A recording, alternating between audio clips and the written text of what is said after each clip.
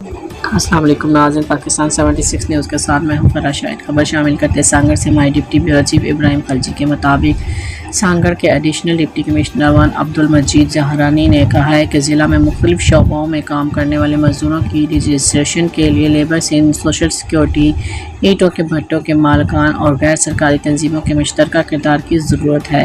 اس مقصد کے لیے ضلع انتظامیہ نے ایک جامع حکمت عملی تیار کی ہے۔ انہوں نے یہ بات آج ڈسٹرکٹ ویجیلنس کمیٹی کے اجلاس کی صدارت کرتے ہوئے کہی۔ انہوں نے کہا ہے کہ اینٹوں کے بھٹوں اور فیکٹریوں میں کام کرنے والے مزدوروں کے حقوق کے تحفظ اور فلاح بہبود کے لیے تمام متعلقہ محکموں کو مل کر کام کرنا ہوگا۔ انہوں نے مزید کہا کہ بچوں سے مشقت اور جبری مشقت کی روک تھام کے لیے بھی ضلع انتظامیہ اقدامات کر رہی ہے۔ اسی سلسلے میں ویجیلنس کمیٹی کے تربیتی پروگرام منعقد کرنے اور معاشرے میں شعور اجاگر کرنے کی ضرورت ہے۔ اجلاس کے دوران اسپارک کی ریجنل کوآرڈینیٹر ماریہ نور نے بتایا کہ ان تنظیم کے دیگر محکموں کے ساتھ مل کر اینٹوں کے